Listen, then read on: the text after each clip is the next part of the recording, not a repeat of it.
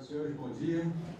Antes mesmo de formalmente agradecer os debatedores que estarão aqui conosco, eu quero, e de detalhar um pouco mais como vai transcorrer essa nossa manhã de trabalho, eu quero começar por compartilhar com vocês uma pesquisa feita muito superficialmente, mas que espero tenha servido para nos dar um indicador de como é a percepção da sociedade em relação à questão termoelétrica, né? Então, a pesquisa foi a seguinte: um dos colaboradores lá do Instituto Acende Brasil saiu com essa foto na mão e perguntando para as pessoas, aleatoriamente, na rua, o que são essas torres, né? Primeiro, a pergunta era assim, pura e simples, para que obtivéssemos respostas espontâneas. E a segunda pergunta era o que é a fumaça que sai das torres, né? Os resultados foram, nas respostas espontâneas, enfim, aquelas torres são chaminés, pura e simplesmente, né? São usinas nucleares, só 3% sabiam que tratava-se de torres de resfriamento. E o que é a fumaça que sai das torres? Vapor d'água, foi até razoável, mas poluição, 52%, resíduos químicos, 18%, foi essa a informação espontânea. De forma estimulada, o quadro mudou bastante, né? Mas ainda assim, a chaminé continuou lá com seus 45%, torre de resfriamento é que deu um salto muito grande, né? Filtro de emissões atmosféricas surgiram ali com 18%, né? E lá embaixo, vapor d'água, 40%, poluição, 48%, radiação, 12%. Qualquer que seja a lente que nós coloquemos sobre isso, e acredito que se tivéssemos feito com uma amostra bem mais decente, chegaríamos a informações, acredito eu, a resposta mais ou menos do mesmo tipo, mostrando um elevado grau de desinformação sobre o que é termoeletricidade e suas consequências. E, por causa disso, nós vamos dedicar aqui essa manhã de trabalho, né? Nós temos dois objetivos. Um é, através do debate, enfim, ter um aprofundamento e até a confrontação de visões em relação aos caminhos da termoeletricidade aqui no Brasil, né? Outro, seguramente, por conta do debate, pelo fato de que tudo será gravado e depois nós publicaremos, enfim, os melhores momentos do que venha a ser dito, a gente consiga produzir material que ajude a esclarecer a sociedade, principalmente os stakeholders diretamente ligados à questão da oferta de energia, expansão da nossa matriz, cuidados socioambientais, formuladores de política pública, etc. Então, o que vamos fazer, nossos objetivos são esses. Primeiro, debater o papel da geração termoelétrica na matriz elétrica brasileira, analisar o que estamos chamando de atributos da geração termoelétrica, né? Segurança do suprimento, a flexibilidade de operação, despachabilidade, complementaridade de fontes, né? Discutir o potencial de diferentes fontes de energia para termoelétricas, gás natural, carvão, mineral, óleo combustível, diesel, biomassa e nuclear. Avaliar a necessidade e as etapas para ampliação da participação nuclear na matriz elétrica brasileira, né? Propor critérios para o uso de termoelétricas que considerem custos de transmissão e localização e uso na base ou na ponta da demanda, e discutir se são válidos os mecanismos de compensação de emissão de gás de efeito estufa propostos até agora por diversos órgãos de licenciamento.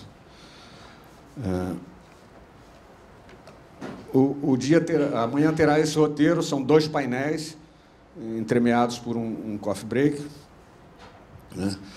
No primeiro painel, nós vamos falar sobre o papel da termoeletricidade na matriz elétrica brasileira, né?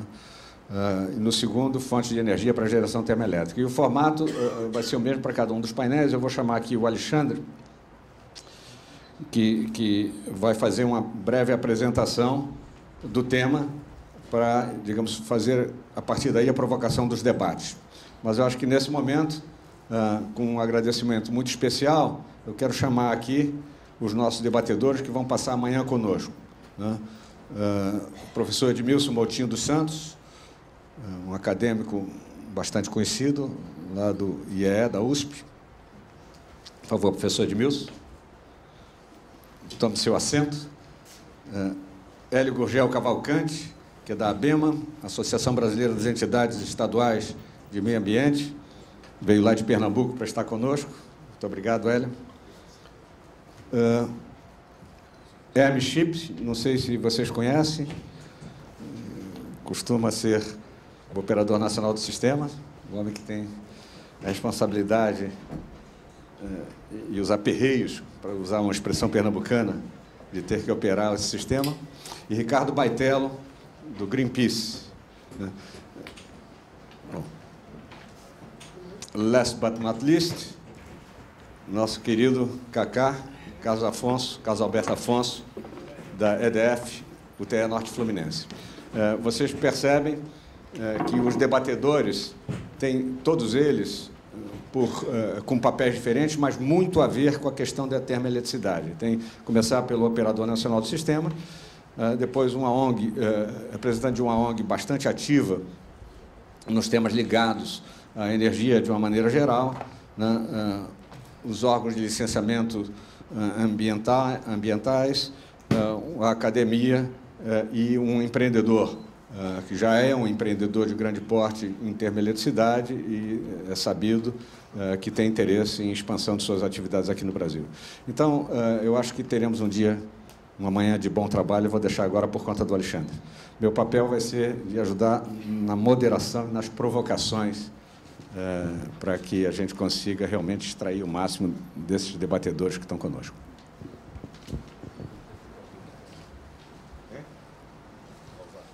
Não, você vê aqui.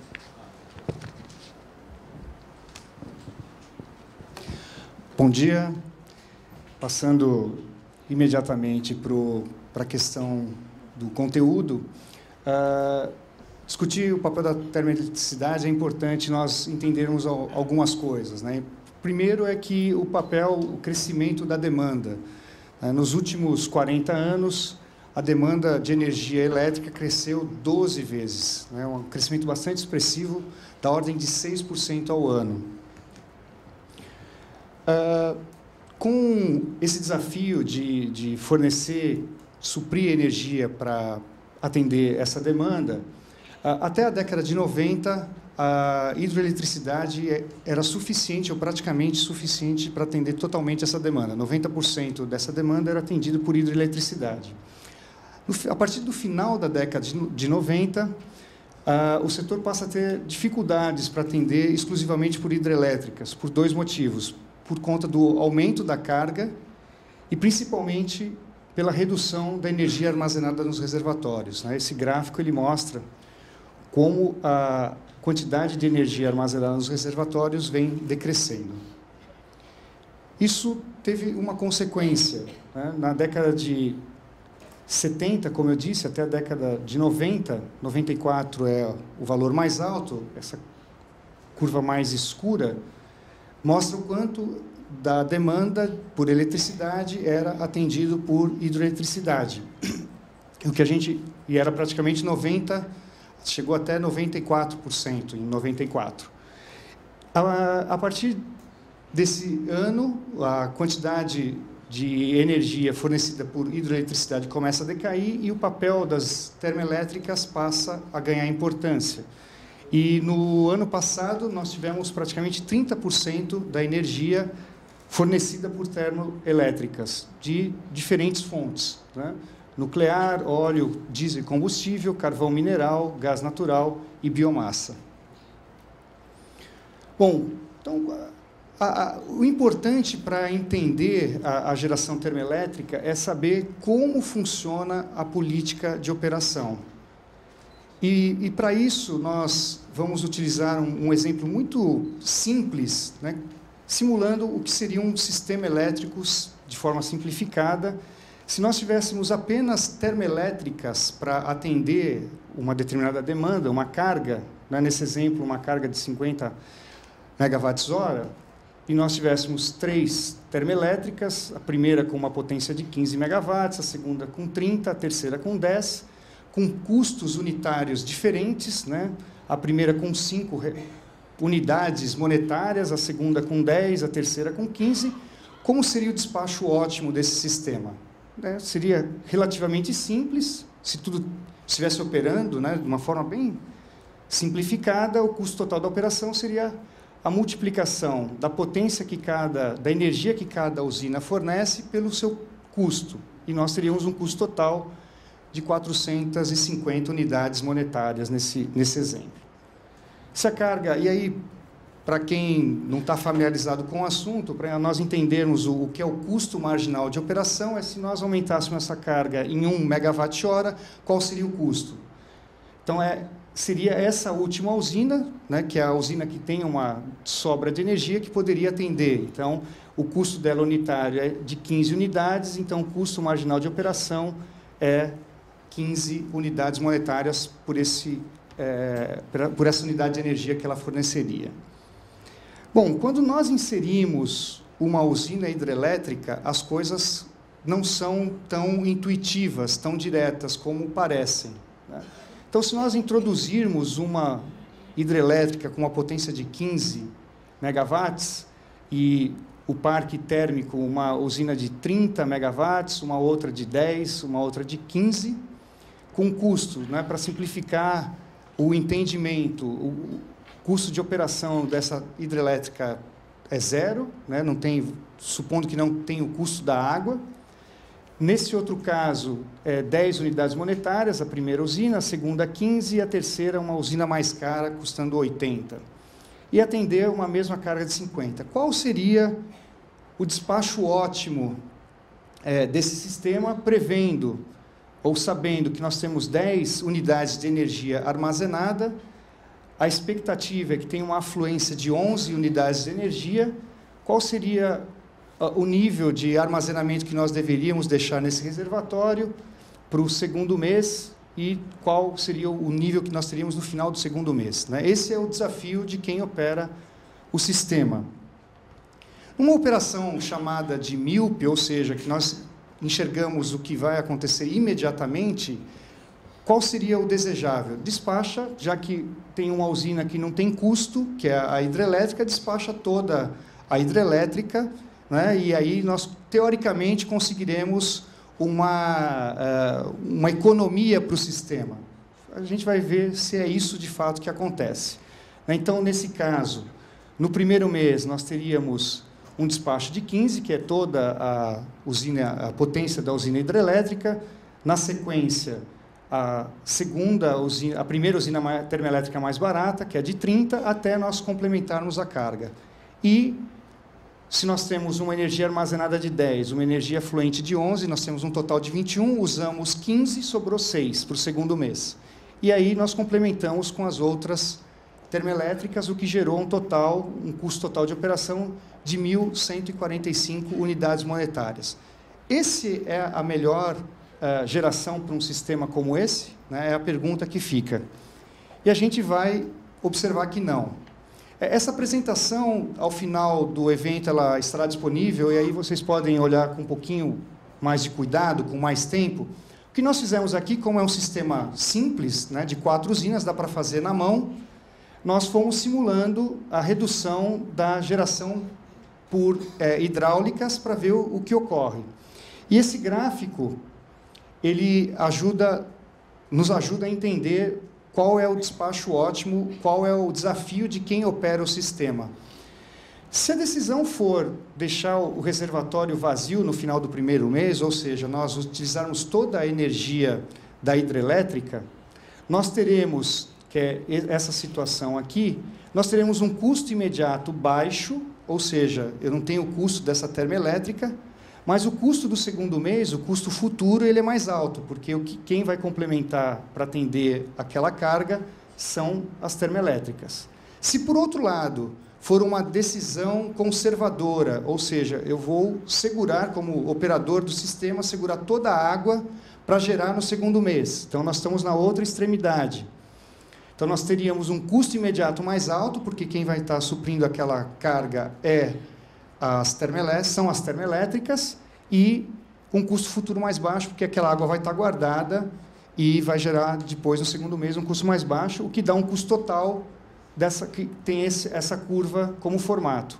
Ou seja, e aqui está a quantidade de energia gerada em cada uma simulação de usina hidrelétrica. Ou seja, a melhor decisão para esse sistema, ou a mais econômica, ficaria nessa região, ou seja, a energia gerada na usina hidrelétrica entre 10 e 11 unidades de energia. Esse exemplo é bem simples, bem rápido, para mostrar que o desafio de quem opera um sistema hidrotérmico não é trivial, até porque os modelos que indicam qual é a previsão de chuvas. Nós estamos trabalhando aqui com 4 usinas. Se nós pensarmos num sistema como o brasileiro, nós temos duas centenas de usinas grandes hidrelétricas e centenas de usinas termoelétricas. Então, juntar todas essas informações para decidir como cada uma dessas usinas despacha é o desafio diário de quem opera o sistema. E isso mostra que a inserção de termoeletricidade pode ser necessária para reduzir o custo total de um sistema hidrotérmico, o que muitas vezes nós não temos essa compreensão. Bom, falando um pouquinho dos atributos da termoeletricidade, e a partir daí é que nós faremos essa conversa no primeiro painel, a termoeletricidade ela garante a segurança do suprimento, ou seja, ela só depende da disponibilidade de combustível, ela não depende de clima, não depende da quantidade de chuva, não depende de ventos, não depende de insolação, não depende da disponibilidade de biomassa. Isso mostra, esses gráficos mostram a sazonalidade das chuvas, ou seja, nós temos um período mais seco durante o ano, e nesse outro gráfico nós vemos a variação do regime de ventos, essa curva é para a cidade de Natal, e a variação da insolação. Então, são sistemas que nós não temos o controle. E a termoeletricidade, por ter segurança no suprimento, ela tem esse atributo importante. Um outro atributo importante da geração termoelétrica é a flexibilidade operacional, ou também chamada de despachabilidade, ou seja, é a capacidade de partir e parar com velocidade. Essa curva mostra a curva de carga do subsistema Sudeste Centro-Oeste, ou seja, ela não é uma reta, não dá para fazer um despacho constante, ela tem momentos de mais consumo de energia e outros de menor. Então, essa flexibilidade operacional da geração termoelétrica permite também complementar a energia ou vinda de hidrelétricas ou de fontes renováveis como eólica e solar, que tem ganhado um papel importante na matriz elétrica brasileira. Um outro atributo também da geração termoelétrica é a flexibilidade locacional. Nós veremos no segundo painel que boa parte do sistema isolado brasileiro é atendido por termoelétricas a óleo combustível ou a óleo diesel, porque é relativamente simples levar esse tipo de usina para lugares mais remotos. Então, nós veremos como essa fonte de energia está espalhada no Brasil, porque algumas regiões é difícil de ter outras fontes, então a termoeletricidade permite atender essas comunidades mais distantes. E uma outra característica, algumas usinas, em particular, no caso eu conheço uma, a de Cuiabá, tem a capacidade de funcionar operada por 2 combustíveis, ou óleo combustível ou gás natural. E um último atributo desses 4 que nós destacamos e que vai servir de base para a nossa conversa é a complementariedade. Esse gráfico ele mostra 3 fontes diferentes e a capacidade que ela tem de fornecer energia ao longo de um ano: hidroeletricidade, eólica e solar. E biomassa, perdão. Essa curva azul é de biomassa. A gente observa um atributo bastante importante, que é poder complementar essa quantidade de energia num período onde outras fontes fornecem uma quantidade menor. Então, isso posto, Cláudio, vamos adiante na conversa. Alô? Alô? Agora eu reassumo, e até fazendo uma pequena correção, eu chamei aqui os nossos convidados debatedores e esqueci de apresentar formalmente o Alexandre, que eu sei que é conhecido da maioria dos senhores, mas o Alexandre está conosco no estudo já há muitos anos e lidera os nossos estudos e atividades ligados a esse tema, assim como questões socioambientais e outros temas. Enfim, vamos lá às perguntas, e agora eu vou começar. A primeira pergunta, ela é bem direta para o Operador Nacional do Sistema, que não precisa gastar muito tempo para explicar, não, mas ela faz a provocação básica, porque vamos voltar ao tema com você. Hermschip, é possível abrir mão da geração termoelétrica? Tem o microfone ali na sua frente.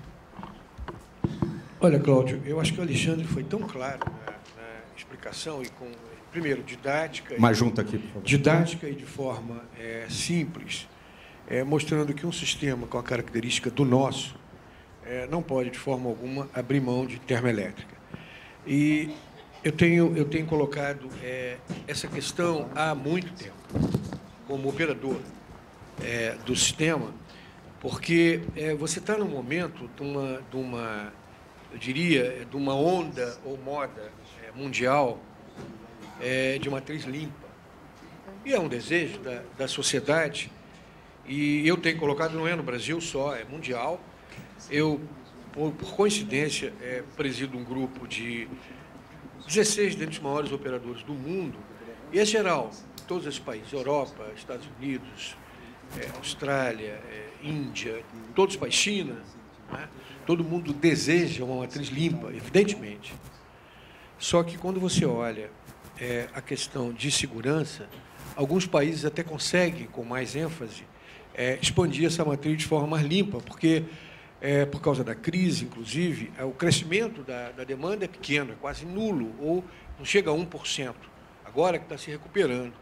Isso mais acentuadamente depois de 2008, depois da crise. O Brasil, não.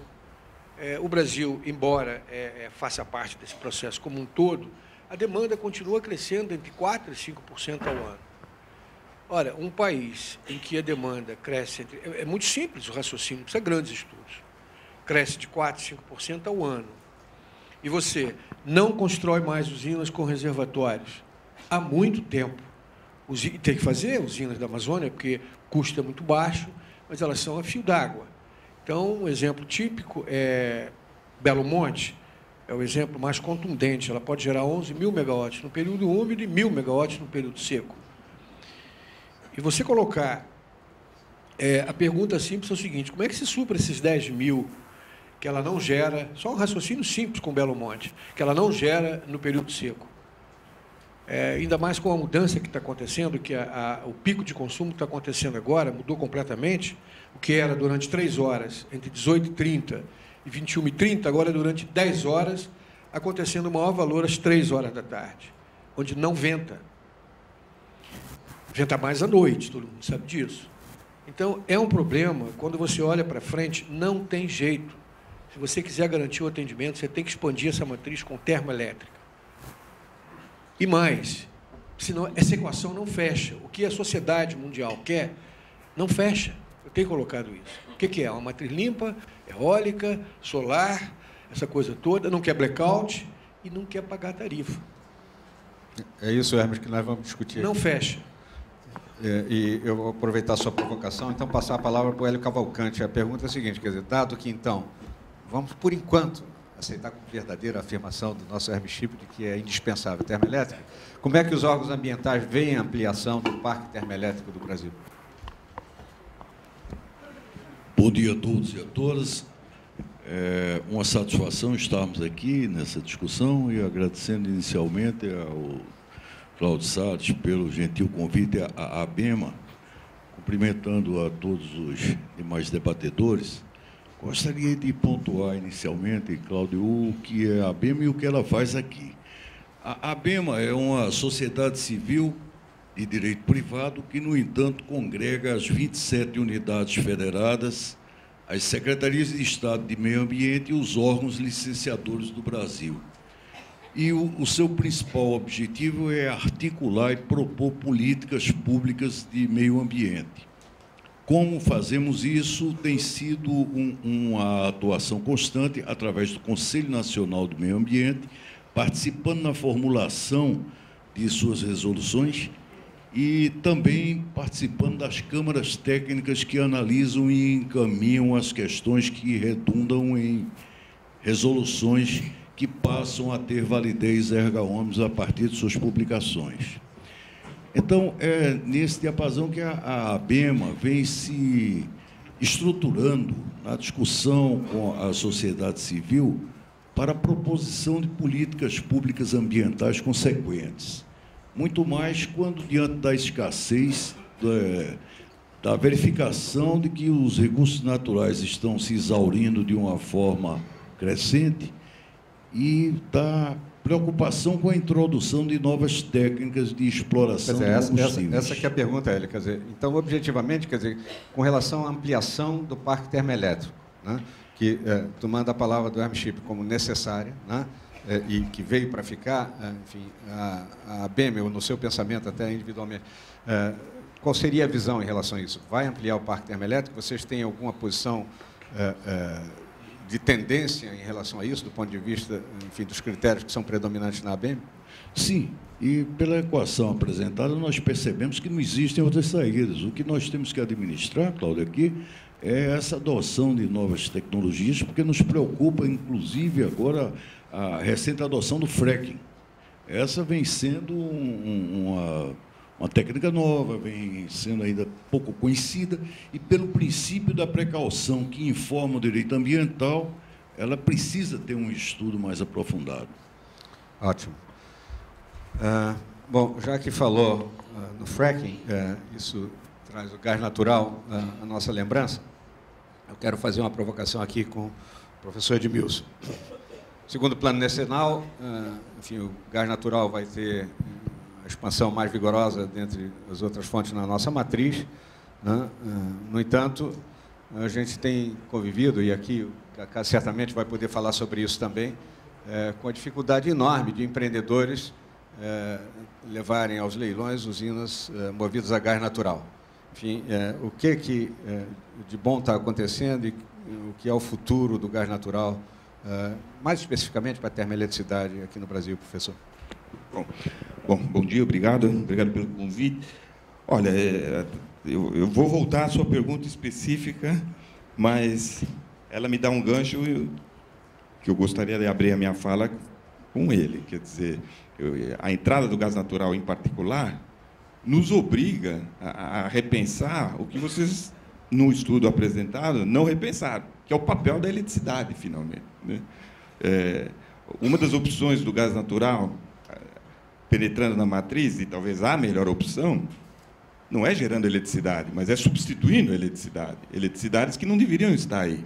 Então, quando a gente parte do cenário não formalmente indicado, mas induzido, de que a demanda elétrica do passado cresceu a 6% ao ano, e deixa-se entender que ela continuará expandindo assim pelos próximos 20, 30 anos, isso não precisa ser assim.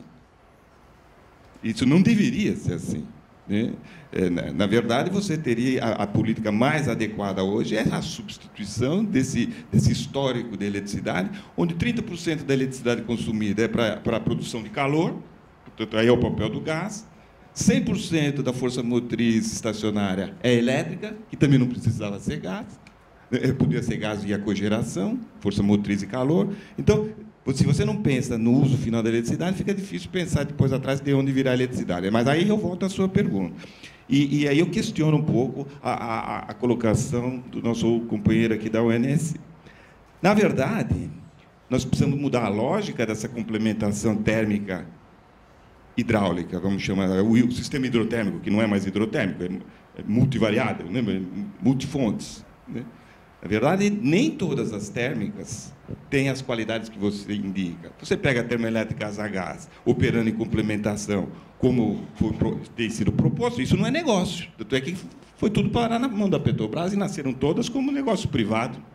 Esse negócio não se sustenta, né? Então, o termoelétrica a gás eficiente, ciclo combinado, lá na Alemanha, tem que fechar, tiveram que fechar as portas, porque térmicas novas, ciclo combinado, a gás, não aguentam operar em complementação ao sistema eólico alemão.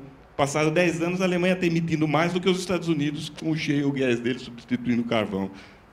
Então, que política até de ar limpo foi feita na Alemanha que não buscou a melhor complementação? Na verdade, eu acho que aí, então, eu volto à sua pergunta. O gás, em particular, mas outras térmicas também, nós precisamos buscar 2 mix. Nós precisamos buscar o novo mix hidrotérmico na base firme, e aqui tem térmicas que tem que operar firme, e vamos buscar um novo mix de renováveis, hidráulicas, etc., e térmicas na ponta. Nós temos que pensar nos dois lados. Tem térmicas que só podem vir operar na base, e tem renováveis que não podem operar na base. Elas são complementares. Eólico é complementar, e não térmica é complementar de eólico. Ao contrário, a gente tem que pensar de uma forma assim. Senão o gás vai ter sempre dificuldade, e isso fica só na mão da Petrobras, e hoje gás está longe de ser o negócio da Petrobras. Professor, você lançou tema que eu acho que tanto o Cacá deve estar agoniado para debater, quanto eu imagino o Hermes Chip. Vou começar pelo Cacá, que não falou até agora, mas eu quero depois, Hermes, voltar com você para confrontar suas ideias com essa visão trazida aqui pelo Edmilson. Bom, acho que nos últimos 2 anos, o setor elétrico, o setor energético brasileiro passou, não há mais dúvida nenhuma de que nós fizemos uma transição muito forte no sistema brasileiro, no qual a hidroeletricidade veio perdendo peso substancial. Me lembro muito bem, fui da Eletrobras, a gente trabalhava uns 5 anos na frente, com reservatórios cheios. Era de 5 anos, agora é de 6 meses, se não agora acho que é de 3, não sei, já reduziu, tendendo a 0. Além disso, nós passamos a investir pesado aonde o potencial hidrelétrico existe, que é na Amazônia, dado o relevo, dado as características, dados os impeditivos meioambientais e outros mais, nós não conseguimos fazer os reservatórios. São tudo usinas, como é falou, de fio d'água, portanto, o nível de geração delas é bastante variável. Tudo isso, ao longo desse tempo, levou a essa posição de que térmica é fundamental para o sistema brasileiro. Seja ela na base, seja ela como complementar. Ocorre que, apesar de ser uma constatação, todo mundo concorda com o que eu estou dizendo, acho que é unanimidade, os órgãos federais que comandam, que planejam a expansão do sistema, parece que não têm ouvidos para o que está acontecendo. Precisamos de térmicos, o Hermes diz isso, preciso de térmicos. Preciso de térmica em determinadas regiões. Preciso de térmica na base. Eu ouço o Hermes falar isso há 2 anos. No entanto, os órgãos que expandem o sistema, que comandam os leilões do sistema, não nos dá nenhum sinal do que a gente possa fazer. Vou dar um exemplo da minha casa. Recentemente, nós fechamos um contrato com a Petrobras de 550 mil metros cúbicos de GNL para poder operar com mais 130 megawatts na minha planta. Eu tenho uma planta de 860 megawatts, eu tenho entrego para lá de 725, então eu tinha um espaço para poder gerar mais. Fui à Petrobras, negociei um contrato de gás de GNL de 550 mil metros cúbicos a $18 por milhão de BTU. R$ 330 por megawatt-hora. É hoje o meu preço aprovado pela ANEEL, que eu possa ter autorizado a praticar. Quando eu vou ao leilão, eu encontro um CVU de 250, mas existe um cap de 150. É impossível colocar térmica a gás, térmica a carvão, enfim, são as que podem operar na base. É incompatível, quer dizer, é uma coisa que não dá para entender, imaginar que com esse teto de R$150 eu posso fazer alguma térmica a gás ou a carvão. Meu exemplo típico, Não dá nem para chegar perto, eu estou exatamente com o dobro do preço. Isso é um ponto. O segundo ponto é a oferta de combustível. Como não encontrei oferta de combustível nos últimos anos, o grande ofertador do combustível era a Petrobras, e ela ou se dedicou a verticalizar o gás dela, fazendo as térmicas delas, ou escasseou o gás, ela não tem gás para entregar. 3 leilões que eu pego gás para a Petrobras, e ela me diz que não tem condições de me oferecer gás. Eu tentei viabilizar a importação de GNL, estudar como é que a gente podia fazer isso. Isso é uma coisa praticamente impossível, porque os riscos que um produtor independente tem para importar GNL diretamente da fonte são impossíveis.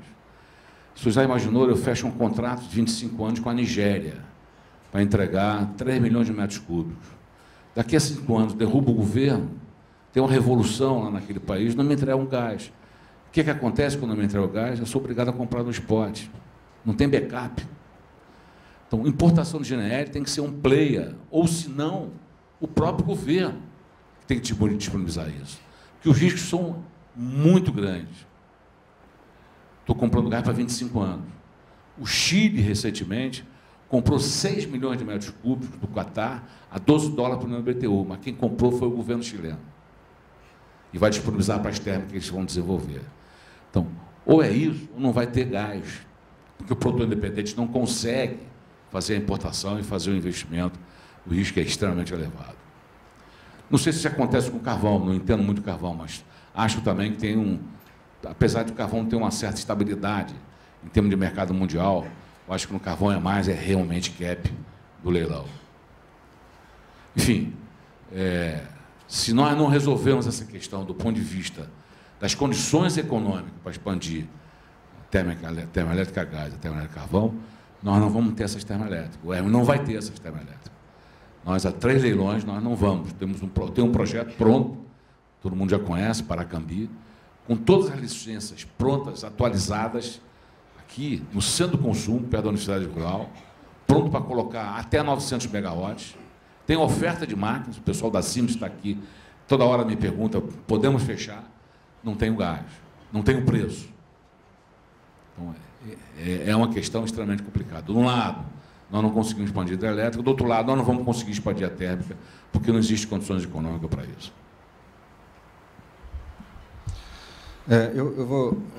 Eu tenho uma pergunta para o Ricardo. Não, mas antes eu vou voltar para o chefe. Só queria antecipar a pergunta do Ricardo depois, sobre essa questão de complementaridade e principalmente o que disse o Edmilson em termos de pensar no uso da energia como um todo, não apenas da eletricidade. Mas eu quero pegar esse gancho para voltar para o ERM-Chip. Né? Quer dizer, a afirmação do professor Edmilson de que se olhar para o uso da energia como um todo, e há muito o que fazer, né? Antes de simplesmente transformar em eletricidade para atender com eletricidade de forma eventualmente menos eficiente. Mas minha pergunta objetiva, isso, do ponto de vista seu, diminui de forma radical, quer dizer, a necessidade de expansão do parque termoelétrico, desvia a intenção que se tem, a intensidade que se tem que dar em melhorar as condições em que essa expansão é feita, ou seria, enfim, parte do processo que não preclui da necessidade ainda que temos de expansão agressiva no nosso parque termoelétrico? Olha, o operador não olha esse sistema com mais de 5 anos à frente. Isso aí é uma atividade do planejamento. Eu estou falando em 5 anos e, quando eu olho o que vem pela frente, se continuar essa tendência de crescimento de mercado, a térmica não é necessária, não. Na minha visão, ela é vital para o atendimento desse sistema. Uma questão é você olhar tudo que o... Pode chamar de Cacá? Pode, né? Tudo que o Cacá colocou é fato, é grave, porque você está olhando a expansão da matriz simplesmente sob o ponto de vista mais próximo, do viés econômico. E tem outros aspectos envolvidos aí que eu não vou entrar no detalhe, mas o menor custo. Primeiro que a função objetiva é exclusivamente o custo. Não pode ser, porque esse operador não vai aguentar.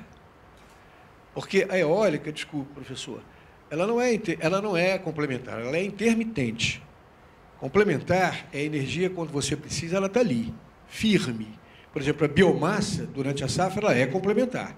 Partindo da premissa que, a maior parte do tempo, você tem uma safra. Você pode ter uma safra muito boa, mas tem a geração. A eólica não, depende se venta ou não venta, inclusive da hora.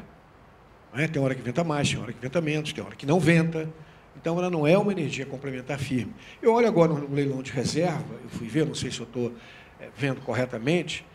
Reserva, na lei, ela foi concebida para você colocá-la e tê-la disponível quando você tiver escassez. Então, não é eólica, e tem 17 mil ou 20 mil de eólica para o leilão de reserva. O conceito está sendo alterado com relação à origem. Quer dizer, a reserva tem que ser energia que você pode contar com ela, que o operador, na hora que precisar, possa contar. Aí não precisa fazer, não precisa fazer grandes estudos. Hoje, você está gerando desde 2012, que é outra questão. Vamos fazer uma matriz limpa, tá legal. Aí eu ponho lá tudo que é energia limpa, fonte renovável. Aí na operação eu tenho que gerar térmica na base para garantir o suprimento. O que é pior para o meio ambiente? Não fazer, fazer reservatório, projetar uma matriz limpa e gerar térmica na base. O que polui mais?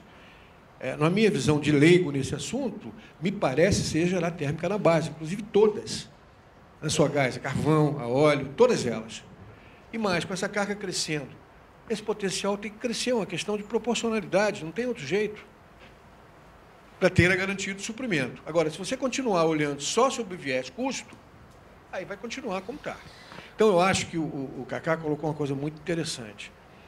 Para você viabilizar, ou você tem que fazer leilão segmentado, ou reverter o processo do raciocínio. Ou seja, eu quero, visando isso e isso, que entre tanto desse tipo, dimensionar as fontes, não deixar a matriz à mercê do leilão, exclusivamente, sob o ponto de vista de custo, exclusivamente. Perfeito.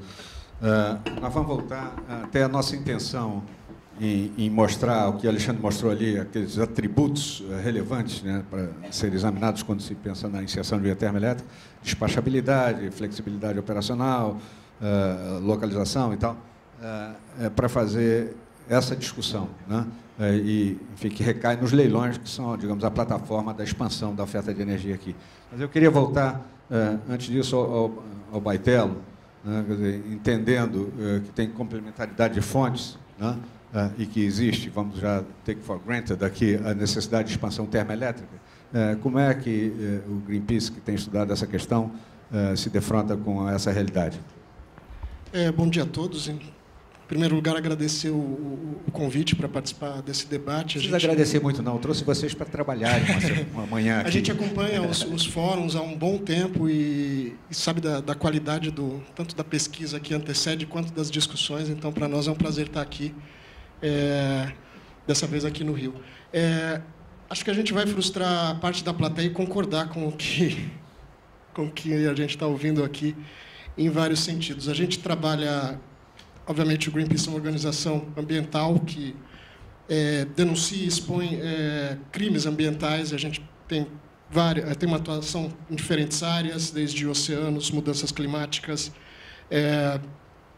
Amazônia, né, campanha de florestas e de clima e energia. Na parte de energia, mais especificamente, a gente tem trabalhado com cenários energéticos há 8 anos. Então, a gente tem 4 versões de cenários globais e 3 versões, já uma versão e 2 atualizações do nosso cenário brasileiro. E quando a gente começa a brincar, né, de nos colocar no lugar do governo ou de projetar a matriz, a gente vê que é um desafio muito grande, principalmente quando a gente pensa na metade do século, né, 2050. E dessa última vez o nosso exercício era para a matriz elétrica e a gente expandiu esse exercício para matriz energética como um todo, ou seja, incluindo indústria e transportes. E eu tenho dito que o desafio não ficou 3 vezes mais difícil, mas ficou talvez 10 vezes mais difícil, né? Você pensar no tamanho do cobertor para atender a todos os setores, com as fontes que a gente tem, com as fósseis, com potencial que é grande, mas não tanto. Ele é limitado, tem alguns potenciais que a gente vai contar até o final do século. E, nesse sentido, eu acho que a gente, depois do intervalo, a gente vai ter uma oportunidade de nos aprofundar um pouco mais em fonte por fonte, avaliar isso, mas a gente concorda que a gente, de agora até 2030, o nosso cenário não diverge tanto do cenário que a gente imagina que seja apresentado até o final do ano pela EPE. De 2030 para 2050, que a gente tem um descolamento um pouco maior, pensando em tecnologias que não estão viáveis hoje, mas que podem estar melhores. Então, pensando em solar numa maior escala, enfim, solar concentrado, eólica offshore e outras coisas que a gente não pode nem pensar em ter hoje. Nesse sentido, eu acho que a gente, todos nós, estamos envolvidos nesse debate há um bom tempo, acho que mais consistentemente desde o começo do ano passado, desde janeiro, que eu acho que foi aquele mês em que todo mundo passou o mês no telefone respondendo as mesmas perguntas, e isso não diminuiu muito até agora. Então, a gente tem duas perguntas a responder, uma que é imediata e a outra que é a do longo prazo. Eu diria que não tem muito a se inventar agora. A gente precisa, de fato, de termoelétricas. Eu acho que depois do segundo bloco a gente discute quais são mais aptas, quais menos, na nossa visão. Mas, sem dúvida nenhuma, eu acho que isso passa por um pouco do que cada um colocou antes. Sem dúvida, a gente não vai poder prescindir de uma série de ações, no sentido de tornar a matriz mais eficiente, melhorar o gerenciamento da demanda para a gente poder gerenciar esses picos. Claro que nada disso é fácil, mas só colocando uma pequena receita. E, sem dúvida, mudar a sistemática de contratação. A gente está discutindo, tenho acompanhado o que o Dr. Hermes Chip tem colocado nos últimos debates, inclusive de eólica.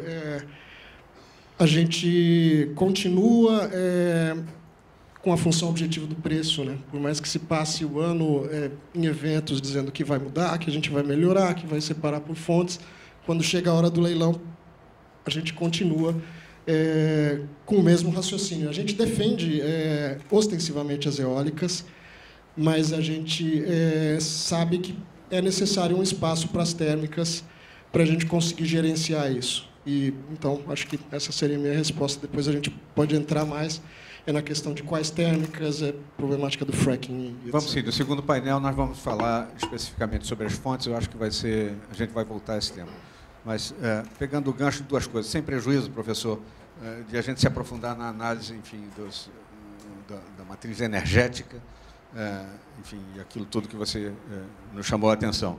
Mas pensando especificamente sobre os problemas que foram levantados aqui. A gente colocou aqueles atributos, né, que são características diferentes de diferentes termoelétricas e da forma da operação, e, em contraste com isso, nós temos tido os leilões que, basicamente, eles privilegiam a garantia física versus a menor tarifa, né, não levando em conta aqueles atributos. Então, eu queria discutir isso, mas quero deixar registrado aqui um outro tema que eu quero ainda debater especificamente, que foi, não sei se foi o Cacá, acho que o próprio Hermes que mencionou, a questão da energia de reserva, né? Por que isso me chama a atenção? Acho que a gente podia aproveitar aqui para ouvi-los, porque a energia de reserva, da maneira como está sendo feita, ela desloca a geração hidrelétrica, né? E isso, além de questões energéticas, enfim, que nós vamos estar abordando aqui, mas é muito momentoso o tipo de dificuldade financeira que isso está causando agora, que está sob debate, né? Então, quero voltar também a essa questão do leilão de reserva especificamente. Mas a primeira pergunta, Hermes, que eu vou fazer para você, quero ouvir Cacá, ouvir os demais, leilões de energia. Se vamos assumir que todos nós concordemos com o fato de que esses atributos são relevantes, né, têm valor do ponto de vista da eficiência com que se consegue operar o sistema, então, por que não os leilões de energia terem regras que privilegiam, que valorizem aqueles atributos, de forma que a competição se dê, mas levando em conta critérios específicos que dão valor àqueles diferentes atributos, localização, despachabilidade, etc., etc. Por que não aprimorar as regras dos leilões? Essa é a pergunta, Hermes Chip. Olha, tudo isso que a gente está colocando, eu acho que conduz a essa necessidade. Na minha visão, você tem que considerar esses fatores, ou seja, que normalmente chamamos, jargão, externalidades diferenciadas das diversas fontes. Eu vou dar um exemplo muito simples, com relação à garantia física e tratando do assunto termoelétrica. Por exemplo, você hoje, nesse momento, não está gerando a garantia física do bloco hidráulico. Você está no regime de escassez e você não está gerando isso, aí tem problema do bloco hidráulico, que não gera garantia física e tem que comprar a diferença lá no mercado de curto prazo, e está gerando térmica na base. Só que térmica na base não é garantia física. Desculpa te perturbar, mas... Não é a garantia física aquela que corresponde ao certificado que ela recebe para fazer o contrato. Quando você põe uma térmica, excetuando as restrições operativas, ela gera potência. Então, isso é uma vantagem para nós, assim, que não tem preço. Isso não é considerado da forma como deveria. Estou citando uma, tem várias outras. E, por exemplo, o Cacá está aqui, Norte Fluminense. Norte Fluminense está lá com 800, quase 900 megawatts. O tempo todo. Flat, potência. Então, de novo, tem que falar perto. Assim, então, sua voz fica igual a do Plácido Domingo. Olha só, então, esse atributo, ele tem que ser considerado. Eu citei um, que é simples de entender. Tem outros, tem vários, que você deve considerar. A alocação. Eu acho que, eventualmente, você pode estar atingindo a sua opção objetivo de menor custo da produção, da geração, no leilão de geração, pode ser um resultado aparente, que depois a transmissão tem que correr atrás. Você não tem a questão de localização. Você colocou ali no primeiro slide, não sei se foi você, ou se foi ele que colocou na apresentação, que foi você, os fatores, que é a localização, a térmica, você tem mais flexibilidade, ou tem uma flexibilidade quase plena, de escolher o local que vai instalar.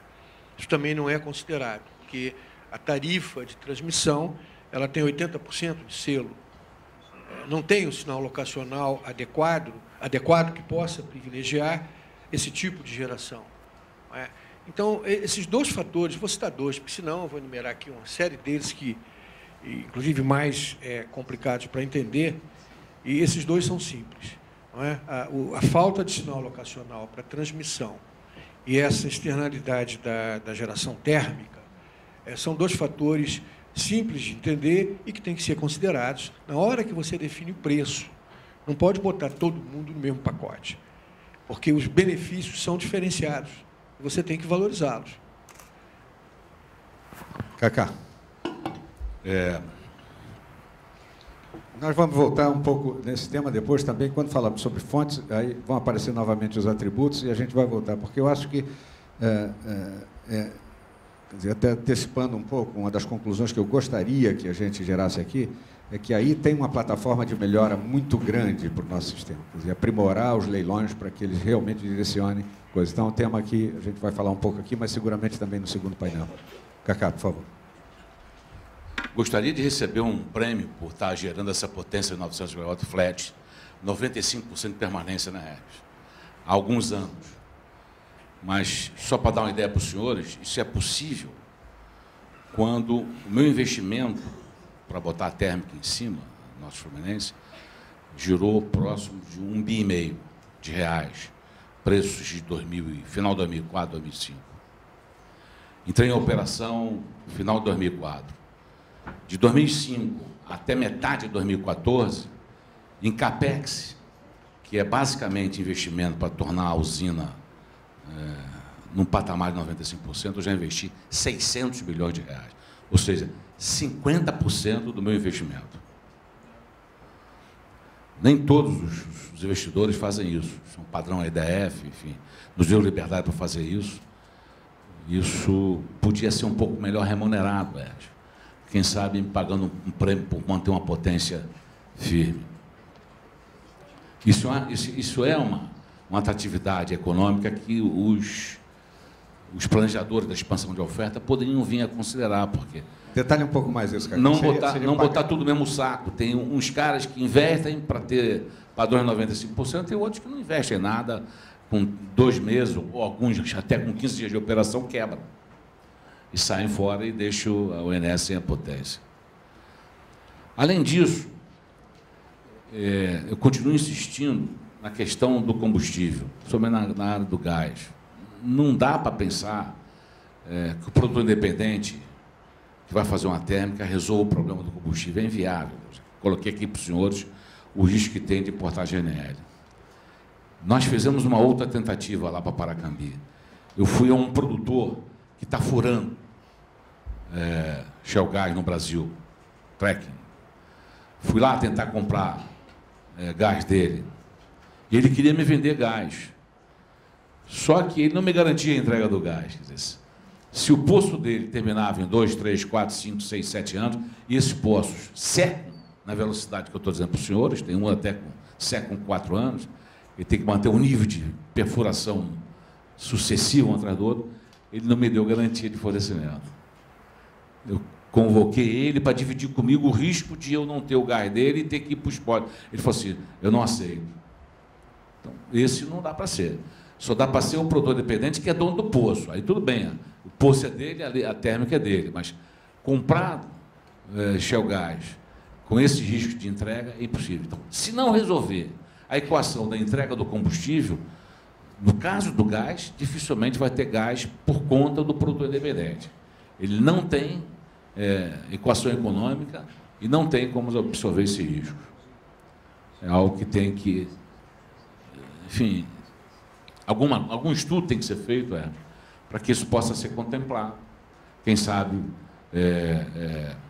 fazer um comprador único para o país genérico. E outro ponto extremamente importante, como o Hermes falou também, é a questão de quebrar, entendeu? Quer dizer, hoje eu estou no céu, estou vendendo 130 megawatts no spot. Estou vendendo 725 megawatts para light baratinho. Mas o resto eu estou vendendo, estou indo para o spot. Então, estou faturando, estou no céu. Mas estou no inferno. Se, de repente, ao meio-dia, uma máquina minha quebrar, eu tenho que ir para o spot a 600, 700 reais. Se for uma quebra de mais de 30 dias, eu quebrei. Não tem nada no país, eu não tenho um backup. Eu não tenho uma contratação de reserva que possa cobrir esse meu risco. Quem sabe, a gente tem que pensar no MRE para térmicas, parecido com o que nós temos a hidrelétrica. Alguma coisa tem que ser feita, porque senão o investidor não vai investir, porque o risco é extremamente elevado. Evidentemente que o país não vai continuar tendo esse tipo de spot. Aliás, me lembrava o meu companheiro de trabalho, Sérgio Nilo, que é um estudioso nessa área, nas estatísticas dos outros países, nenhum país do mundo manteve uma taxa desse patamar do nosso spot por 6 meses. Não tem na estatística, nos países todos, uma estatística desse tipo. Que traz um risco para o investidor. Quer dizer, quando eu converso com a ideia para fazer investimento em térmica, ele pergunta como é que fica isso? Qual é a mitigação que eu faço? Se eu botar essa térmica em pé, se eu quebrar, como é que é? Tem backup? Não tem backup? Tem alguma regra que possa levar em consideração? Uma externalidade? Enfim, não tem nada. Tem que ir para o mercado e comprar e cumprir o seu contrato. Isso desestimula muito os investidores. Claro, eu acho que é importante isso que ele colocou, para se pensar, não para agora, eu acho que é o que você está fazendo, porque todo o regulamento hoje existente, esquece a parte, quer dizer, excetuando a parte da regra comercial, como ele colocou, você está disponível, você ganha, somente com PLD alto, você está indisponível, você está quebrado. Isso é a parte da regra lá do mercado, compra pelas diferenças do que você tem com relação ao contrato. Agora, não tem nenhum incentivo à disponibilidade, é só penalização à indisponibilidade. Quer dizer, eu acho que para a gente isso é muito importante, quando você pensa fora da parte comercial, adicionalmente, com relação à segurança. Saber que ele está disponível nesse nível, para nós, é vital. Contar, isso sim, contar com a geração que está disponível, previsível, na hora que o operador precisa. Muito bom. Deixa eu chamar a atenção. A plateia, se tiver pergunta, está ali a Renata, atenta, levantando a mão, escrever a perguntinha. A Renata nos traz aqui. Enfim, nós estaremos encaminhando as perguntas aqui para o plenário. Vamos voltar a esse tema, mas já que se falou em shale gas, eu queria ouvir do professor Edmilson, enfim, as suas reflexões sobre esse tema. Isso, no Brasil, é uma realidade que chegou, que outras questões vão surgir, ou problemas vão surgir associados a esse problema, enfim, e em que medida isso, numa visão otimista, poderia melhorar o desempenho da Petrobras no que diz respeito ao atendimento à demanda do setor de energia elétrica. Só para aproveitar, depois do professor Edmilson, que eu ouvi o Hélio sobre essa questão, principalmente relacionada a licenciamento ambiental, os desafios, preocupações, porque, sem dúvida nenhuma, é algo que vai estar descentralizado, né? Provavelmente os estados é que licenciarão, e tem todo um desafio que eu gostaria de ouvi-lo a respeito dessas questões ambientais no licenciamento do shale gas. Exato. Você até já tinha mencionado isso. Mas vou começar o professor Edmilson, por favor. Tá bom. Bom, eu vou entrar assim, na questão do shale, porque essa é a pergunta, mas sempre lembrar que nós temos um desafio maior no mundo do gás, que é o outro gás não convencional, que eu chamo não convencional, mas na literatura é dito convencional, que é o gás do pré-sal. E é muito mais gás, é muito mais problemático, e é onde o país corre o risco de fazer absurdos, até do ponto de vista da sua imagem de país verde, porque da forma que a gente está construindo o modelo do pré-sal, nós vamos queimar a barbaridade de gás lá a 300 quilômetros na costa, ninguém vai ver, é uma maravilha, né? Então, se é isso que nós queremos, esse é o caminho indicado, né? Então, esse é o desafio. O shale gas é marginal. Shale gas, na minha opinião, é outro problema que não precisaria estar na agenda por enquanto. Mas vamos falar dele, né? Já que foi colocado. Vamos falar dele. Bom, o Cacá já colocou a visão do shale gas do ponto de vista do comprador, eu vou colocar do ponto de vista do vendedor, para fazer a contrapartida, né? E se a termoelétrica parar de operar, porque amanhã chove para caramba, como ocorreu em 2002, né? 2002 choveu para caramba, 2003 choveu para caramba, todas as termoelétricas construídas ao longo de 2000 e 2001 pararam e ficaram paradas muitos anos, né? E aí? E eu que investi no campo, eu que investi na infraestrutura para trazer o gás para ele. Fico como? Né? Então, esse modelo do gás, e aí nós já ouvimos a voz do comprador, na voz do vendedor, não faz muito sentido você ter essa estrutura toda amarrada na intermitência das térmicas. Não tem cabimento, né? Bom, o outro argumento shale gas nós temos muito recursos. Recursos parecem uma disponibilidade bastante grande de recursos, mas nada é reserva, zero reservas. Nós ainda não comprovamos nada, nós não perfuramos nada, nós ainda estamos nos deparando com problemas ambientais graves. O leilão da ANP, que previa na Bacia do Paraná alguma coisa de shale gas, está parado, o procurador público já parou aquilo ali. Eu diria que shale gas no Brasil, para brincar e para aprender, onde pode fazer algum sentido, é ali no Recôncavo Baiano. Existem infraestruturas de gás dos anos 40, tem redes de gás ali, como existem redes elétricas nas cidades. É pequeno, dá para entrar operadores independentes de produtores de gás, mas ali a gente poderia pensar na construção de um mini Texas para aprender a brincar com o shale gas. Fora isso, eu acho que o shale gas não é a realidade brasileira.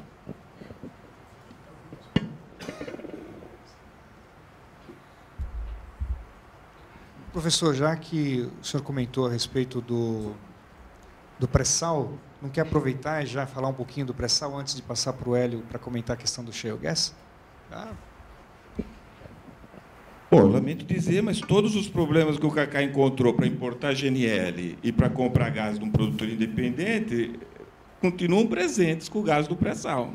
Porque ninguém vai trazer um gasoduto, né, 300 quilômetros, gasoduto offshore, no risco, né? Além do mais, o gás chega bruto, precisa ser tratar é construção de uma UPGN, de uma unidade, que é uma refinaria. né? Então, nada disso casa muito com consumidores intermitentes. Consumidores têm que ser âncoras. E aí eu deixo a minha pitadinha na conversa anterior. Os leilões, mas não são os leilões, é a política energética nacional. A política energética nacional, enquanto política energética, está totalmente equivocada, porque ela privilegia a modicidade tarifária, a modicidade de preços, e isso é absurdo. Todo o problema que a gente está vivendo de crise em todos os segmentos setoriais não é falta de energia, é falta de preço, em princípio. Então, a modicidade tarifária tem que ser revista.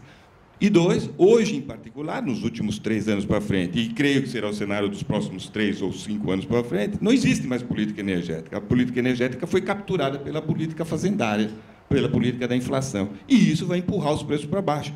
E aí nós caminhamos a um suicídio tarifário, suicídio de preços em todos os segmentos.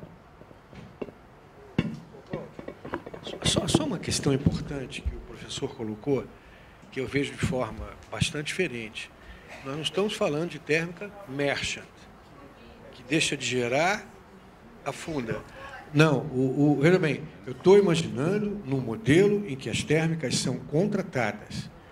Então, o Cacá compra lá o gás, é como se o gás fosse dele. Vende-se uma vez só. Então, se ele não gera, ele está pagando o gás, porque ele está recebendo no mercado contrato.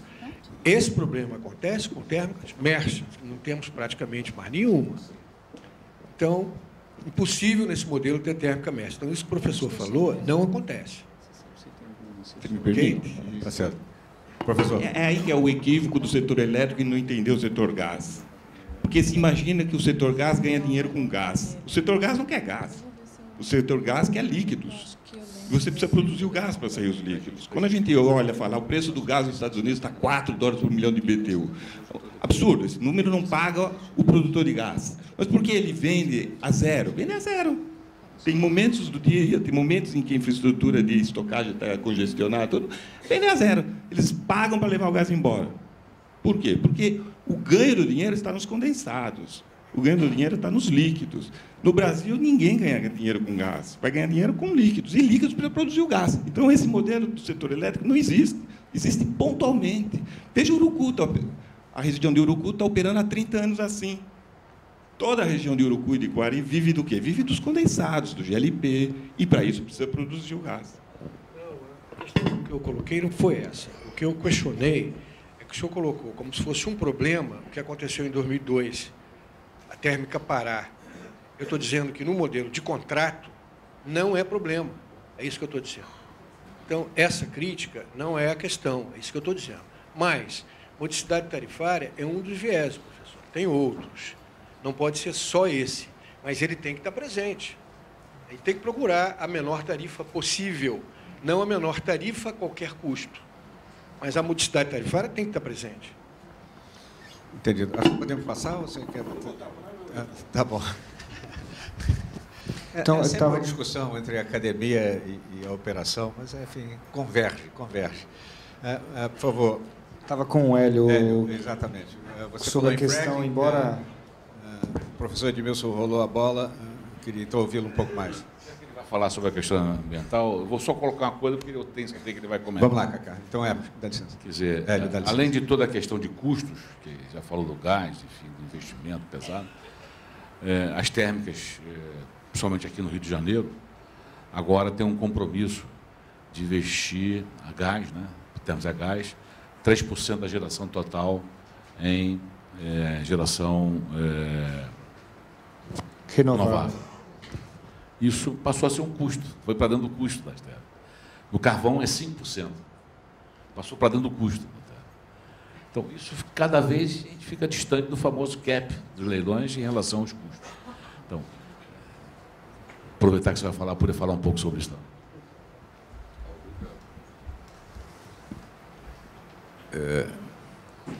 Bem colocado. Vamos enxergar o órgão ambiental licenciador como parteiro de todo esse processo, porque, por mais fundamentado e muito bem estruturado o projeto, com suas justificativas, inclusive ambientais, isso vem para um cenário público onde o órgão passa a ter o controle externo do Ministério Público, do respeitável Ministério Público, que responsabiliza individualmente o gestor. E, diante da Lei 9.605 de crimes ambientais, lhe atinge com a ameaça de seu bem mais precioso, que é a liberdade. Não raros os gestores ambientais que são penalizados assim, e muitos, em grande quantidade, já sofrendo essas consequências. Portanto, antes do projeto e da apresentação para o licenciamento ambiental, nós vamos ficar sob a luz de um controle externo e de uma opinião pública que demoniza, de um lado, como uma energia suja, torna-se uma heresia mencionar a energia nuclear, e, por outro lado, a desinformação que leva a crer na possibilidade imediata de uma substituição pela eólica, pela solar, por fontes alternativas. São momentos em que, no licenciamento, e uma vez exigível o estudo de impacto ambiental, ERIMA, os técnicos das agências, dos institutos, dos órgãos licenciadores, se debruçam sobre as questões, tentando conciliar não somente o argumento técnico, como também a justificativa para o seu licenciamento. É um momento de grande tensão, não somente para a equipe da agência, que, via de regra, são agências que guardam grande diferença com o estado da arte que se mantém no controle externo. São agências carentes e todas essas compensações, elas não revertem em favor da gestão dos licenciadores, elas vão para uma conta única e para uma utilização dirigida, cabendo à agência licenciadora mais um encargo, que é o da fiscalização, do monitoramento, sob o risco desse controle externo voltar a lhe ameaçar com a prisão por conta do descumprimento de um determinado dispositivo legal. Então, é um momento que me parece muito importante para que, através de discussões como essa que está se construindo aqui, possamos traçar estratégias comuns e que, por um lado, o empreendedor, mencionando até esses diferenciais percentuais que é cobrado do carvão, que é cobrado para a termoelétrica, a gente teria para a gestão do gás, nós teríamos aí a necessidade de encontrarmos um denominador comum para que pudéssemos chegar a uma proposta da construção de políticas públicas ambientais consequentes. E não esse retalho, essa coxa de retalhos que vem se armando e que só vem confundindo tanto empreendedor quanto licenciador, que pode levar ao público uma resposta indevida. São esses momentos que enriquecem, que a gente gostaria de construir aqui para isso estamos. Agora, Hélio, só tirar uma dúvida, Cláudio. Qual o papel da ABEMA na construção dessa agenda única das associações, dos institutos ambientais, das agências ambientais estaduais? Porque o que a gente observa é que cada estado acaba tomando uma iniciativa. A gente entende, né, problema de gás de efeito estufa, que a gente até pode discutir daqui a pouco também, é uma questão global, não é uma questão estadual. Então, se cada estado toma uma decisão de penalizar uma fonte para controlar, e sendo um problema que não é localizado, é um problema global, quer dizer, a ação é ineficiente. Só gera um custo adicional, desloca essa térmica para o estado vizinho e não agrega nada em termos de sistema para o país. Como que a Associação das Organizações de Meio Ambiente tem conduzido esse debate? Em busca de uma linguagem comum e uma linguagem federativa, mas sempre em respeito à autonomia dos entes federados. E, conhecendo o caso do Rio de Janeiro especificamente, vemos aí que foi acrescentada uma compensação que não é compensação ambiental. A compensação ambiental é a que trata a Lei 9985, do Sistema Nacional de Unidades de Conservação, essa sim, destinada a uma aplicação direta em unidades de conservação. Já cada estado, com suas características, tem, é evidente, que sua autonomia para legislar a respeito. Digamos, no Nordeste, há uma preocupação muito maior com a questão da eólica, com a questão da solar, e algumas digressões que nos levam a um conjunto de debate, de discussões, de seminários, para dirimir algumas dúvidas necessárias. Por exemplo, o que inviabilizaria a implantação de eólicas seria a consideração de dunas como unidades de conservação, no CP. Isso aí já traria uma dificuldade para a instalação na eólica. As intervenções não são intervenções legais pontuais, são através da construção, da tentativa de construção de políticas públicas eficientes, passarmos a cada Estado a tentativa também de se uniformizar essa legislação. Não pode-se dizer que o que é aplicado em Goiás venha a ser aplicado no Rio de Janeiro, mas que, havendo um entendimento em linha, possamos trazer aí resultado positivo. Bom, eu tenho... Posso já continuar e emendar só mais uma pergunta? Pode. Então tá. Eu queria aproveitar, Ricardo, a gente está falando da inserção de termoelétrica, já pegar que esse viés tomou um pouco de meio ambiente, ambiental, gás efeito estufa. Se nós considerarmos que existe a importância que esse papel de termoeletricidade vai ampliar, consequentemente, dependendo da fonte, haverá também um aumento da emissão de gás efeito estufa. Nós sabemos que o Brasil emite para a geração de eletricidade em torno de 1,5%, 2%, agora com esse despacho termoelétrico mais frequente, a gente pode estar falando de 3% a 4%. Como que o Greenpeace, como vocês que têm estudado e, inclusive, entendido a ampliação do parque termoelétrico como necessário, veem essa questão também do aumento, por outro lado, do aumento de gás efeito estufa? É um problema? Será um problema? Como administrar essa questão? Eu acho que, na ótica que a gente olha hoje, de fato, a gente tem emissões pequenas do setor elétrico.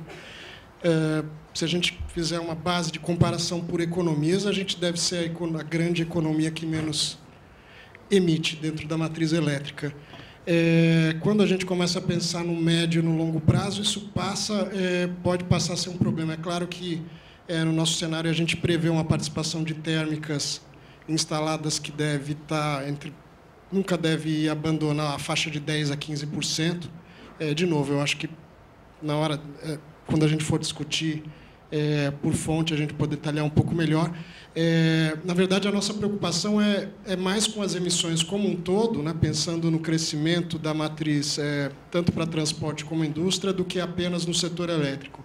A gente deve ter, em 2050, o setor de transporte sendo ainda o grande vilão, como em termos de emissões, a indústria em segundo lugar e pelas nossas projeções, tanto o que a gente gostaria que fosse, quanto as projeções business as usual, e o setor elétrico em terceiro lugar. Então, eu acho que hoje ainda não é um problema, mas a gente não pode deixar de cuidar disso, porque, pelo que a gente projeta no cenário, o Brasil, fazendo a sua lição de casa com o desmatamento e com a agricultura, teria tendencialmente um crescimento muito grande de emissões do setor energético como um todo, chegando na casa de 800 milhões anuais de toneladas de CO2.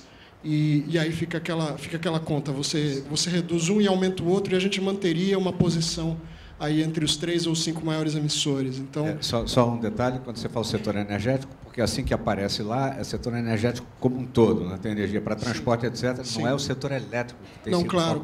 Né? Mas aí é claro que tem intersecções, né? A gente também vai pensar em eletrificação de veículos. Então, eu acho que tendencialmente a matriz elétrica vai, em algum ponto, passar a absorver mais emissões que seriam de transportes. Então, como eu digo, é um cenário onde eles vão confluir. A gente tem que prestar atenção no médio prazo. Eu diria que de agora para 10 anos não é um problema grave, mas a gente tem que ficar de olho. Ok, só uma ressalva. Eu estou recebendo perguntas aqui da plateia. A primeira que eu recebi foi do Diogo Lisbona, sobre ICB. Eu queria pedir licença, Diogo. Nós vamos tratar desse tema no segundo painel, então deixar essa pergunta para conduzir depois. Eu tenho aqui uma pergunta direta para o senhor Hermes Chip. Como você vê leilões para termoelétricas que têm uma inflexibilidade mínima de 50%? Olha, eu já vi trabalhos num outro seminário que eu participei, com um estudo feito, se não me engano, pela PSR com a PINE. Foi isso? Guilherme, confirma aí. Considerando os resultados com 50 e 70. Eu vejo, olha, o Cláudio, eu vejo hoje, na minha visão, a questão é tão contundente que a questão da inflexibilidade não é a questão. Microfone. Não consigo esse negócio. Essa vida de artista. De nunca ter cantado, né? Então, eu acho que não é a questão, e esse trabalho mostra isso. Benefícios, vantagens, desvantagens e essa coisa toda. Então, eu acho que a inflexibilidade mais alta, ela cria um certo problema com relação à contratação, né? Porque ela é mais barata, mas, em compensação, você tem problema. Não vai ter nesse sistema no curto prazo, pode ter no longo. Porque antes a preocupação era, nossa, pelo menos, era de divertimento.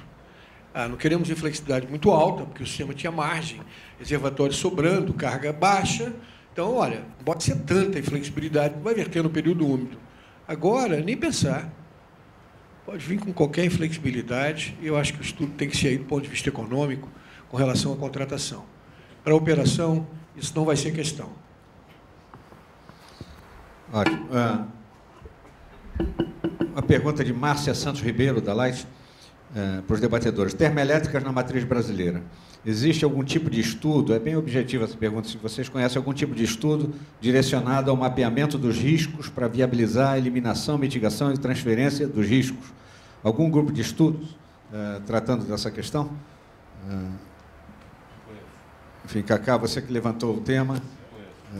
Estou tentando estimular o meu amigo Hermes, quem sabe a gente sai com essa ideia de fazer um MRE da escola. Existe alguma coisa na EPS sendo gestada nessa linha? Cacau, microfone. Eu não tenho conhecimento disso, não. Eu sei que existem, por parte de algumas pessoas, preocupações com relação a aperfeiçoamentos que motive e que viabilize num patamar mais significativo a entrada das térmicas. Hoje é uma preocupação geral. Agora, algum grupo estudando, alguma coisa desse tipo, eu não tenho conhecimento. Posso me comprometer com os senhores que eu vou levar para a Abrajet, a associação que eu pertenço, a possibilidade de ela contratar esse estudo da ideia de ter um MRE para o setor térmico. Vou até sugerir que a consultora contratada seja o Mário Veiga, PSR. Poxa, pensei que você ia sugerir o Instituto Acende Brasil, puxa vida. Mas tudo bem. Eu, só dizer, lá no Instituto, depois que o professor Hildo voltou da Petrobras e assumiu a direção, nós criamos uma área de análise de risco global, inclusive com companheiros do IPEM, que tem uma tradição no uso de análise de risco das ferramentas. E eu ia propor isso aqui, uma parceria do IEI com a Acende Brasil, para a gente entrar no P&D de vocês, não na Abrajet. Nós queremos entrar no P&D. A Abrajet não tem dinheiro, quem tem dinheiro são vocês.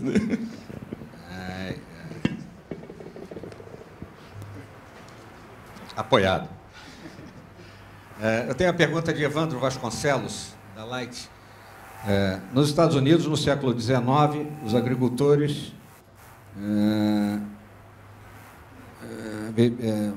tiveram problemas de risco de produção e de mercado semelhantes aos que estamos discutindo. Isso nos Estados Unidos. Começaram a se reunir ao lado de um muro em uma pequena rua de Nova York e desenvolveram, ao longo de muitos anos, instrumentos sofisticados de mitigação de risco. Não estamos no setor elétrico brasileiro, nessa questão de risco de investimento, rodando a mesma roda quadrada até que ela fique redonda? Boa pergunta, Evandro. Já que falamos de risco, acho que a pergunta cabe bem para o empreendedor que corre riscos bilionários. Vamos lá, Cacá. Esse é realmente um problema. Talvez não pudesse dizer isso aqui agora, sabe, Evandro, mas o meu investidor está muito mais arredio a fazer um investimento. Já não é o mesmo investidor de 2004 que fez a térmica com toda a galhardia, com toda a possibilidade, enfim, não recusou recurso, investiu. Hoje, eu tenho Paracambi, para ir para o leilão, eu vou ter dificuldades de trazê-lo para o investimento. Então, e é um investidor térmico, tem térmica no mundo inteiro, né? Mas os riscos regulatórios, os riscos na área de fornecimento de combustível, o risco de preços, o risco de quebrar, não ter backup, não ter geração de reservas, não ter MRE. Se você somar esse tipo de coisas todas, não é nem a questão do custo do dinheiro, mas é a questão do risco mesmo do negócio. É extremamente complicado. Eu tive, recentemente, uma parada na minha usina de 6 dias, por causa de um sensor na turbina a gás. Me custou 7 milhões de reais. Imagina se fosse 30 dias. Então, isso realmente afugenta o investidor. Eu não sei até que ponto os nossos planejadores da expansão do sistema sabem disso, conhecem isso, ou estão preocupados com isso. Esse aqui acho que é o maior problema, que existe uma separação, enfim, uma dificuldade deles entenderem esse tipo de risco. Eu cito um exemplo claro, que eu vivi com o Hermes e toda essa equipe ao longo desses últimos anos, que eles muitas das vezes mandavam eu desligar e desligar uma turbina industrial, mandava desligar à meia-noite, mandava ligar de novo a 1h da manhã. Eu tive que convencer o pessoal do Hermes, levei vários deles lá na usina para entender o que era uma turbina industrial, que ela não dá para fazer isso com ela. E o pessoal do Hermes hoje tem clareza disso, não me pede para ligar e desligar, me dá as 2 horas, 3 horas para eu poder, sabe, resfriar e voltar de novo. Então, eu acho que nós temos que fazer isso um pouco com a EPE. Não sei se tem alguém da EPE aqui, mas eu tenho conversado com o Miranda, tenho conversado com o Tomasquim, mas não sei, tem uma insensibilidade, uma barreira, não sei se é a barreira da modicidade tarifária, que eles não conseguem ouvir, abrir perspectiva de estudos, abrir possibilidade, alguns avanços, fica difícil eles entenderem isso. E os investidores estão se afastando.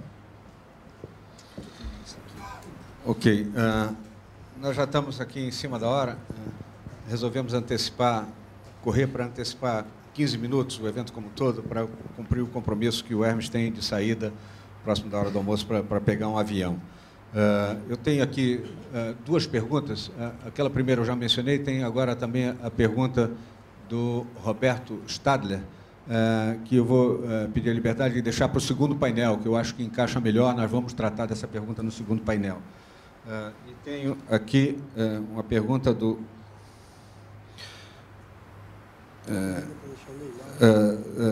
também no segundo painel, né?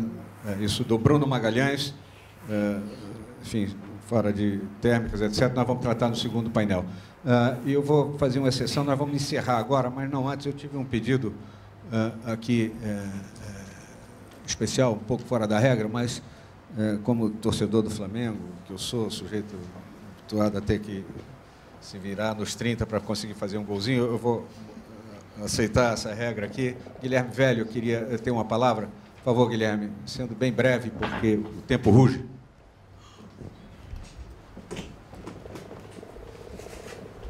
Eu agradeço. Eu vou tentar ser breve, mas eu acho que é importante apresentar alguns comentários sobre o que foi dito. Em primeiro lugar, eu queria lembrar que a função da usina termoelétrica no setor elétrico brasileiro não é abater a carga. Se fosse reduzir a carga, operar totalmente na base, eu concordaria com o professor Edmilson, que talvez fosse melhor eu usar o gás direto para atender o consumo energético, ao invés de transformar ele em energia elétrica para depois atender a carga. A função dela é muito mais nobre. A função dela é garantir de forma sinérgica que outras fontes possam operar. Quando, por exemplo, eu entro com uma usina de Belo Monte, que pode gerar de 11.000 a 1.000 megawatts, dependendo do mês, quando eu entro com 13.000 megawatts de eólica que já estão contratadas e que essas fontes não têm uma garantia de produção contínua, principalmente em função da hidrologia e de regime de ventos, é aí que a térmica se torna importante. Na Alemanha, a usina eólica substitui o combustível. Existiram momentos na Alemanha onde toda a carga foi atendida com eólica e solar. Mas se eu perder toda a geração eólica e solar, eu atendo completamente a carga. porque existe uma dualidade de potência. Então, o conceito da térmica aqui é viabilizar que as outras fontes possam ser integradas ao sistema. Muito mais importante do que gerar energia para bater a carga. Esse era o primeiro comentário. O segundo comentário, em relação ao que o Cacá disse, eu concordo que o governo tem que assumir essa função. Para que as usinas térmicas a gás possam operar de forma complementar, alguém tem que ser o agente que centralize a gestão do gás. Esse gás, que amanhã pode vir do pré-sal, vem para a terra, entra no PGN, gera os líquidos, C5+, qualquer líquido que possa ser comercializado no mercado, né? GLP, e o gás regaseificado, o gás pode ser gaseificado e se tornar tradable. Se ele for demandado pelo mercado interno para atender as térmicas, ele está ali. Se ele não for, ele é negociado no spot. Então, tem que ter alguém que faça a gestão desse processo, porque essa é uma especificidade do setor elétrico brasileiro. De outra forma, a gente vai estar condenando a só ter térmicas de base. Se a gente só tiver térmicas de base, talvez seja melhor fazer o que você quer, abater da carga. A gente tem que preservar essa condição de despachabilidade da carga. Outro ponto que o Cacá tocou, acesso à reserva. O acesso à reserva não pode ser pelo preço do PLD do momento em que ela é despachada. Tem que ser por um valor compatível com o custo da reserva, acrescido de uma penalidade, para que o gerador possa ter acesso a essa reserva e não precificar o risco de ir para o PLD no seu preço, porque é aí quem acaba pagando é o consumidor o tempo todo, e não só na hora em que ela é necessária. E, para finalizar, em relação aos leilões, existem duas formas de fazer o leilão. Um leilão consolidado, com ICB, com múltiplos atributos, ou leilão segmentado, que corresponda mais à necessidade do planejamento, como o Hermes disse, que já é o que vem sendo praticado aqui. Hoje nós já separamos o produto térmico do produto eólico e esse é o caminho que a gente deve traçar para não minimizar toda a contratação só baseada em preço. Obrigado pela oportunidade. Ok, Guilherme, não, muito oportuno. Eu acho que está alinhado com, pelos sinais que eu vejo, está alinhado com o que estaria sendo dito aqui. Eu vou encerrar esse painel agora. Nós vamos fazer um intervalo. Eu quero um pedido aqui para os nossos debatedores. Tem muita imprensa aí querendo falar com vocês. Se vocês ficarem aqui, a imprensa viria até aqui. Eu acho que é mais simples e vocês falam o que for conveniente. E nós vamos retomar às 11 horas. O café está servido aqui descendo as escadas ao lado da recepção. Até daqui a pouco. Ok, obrigado.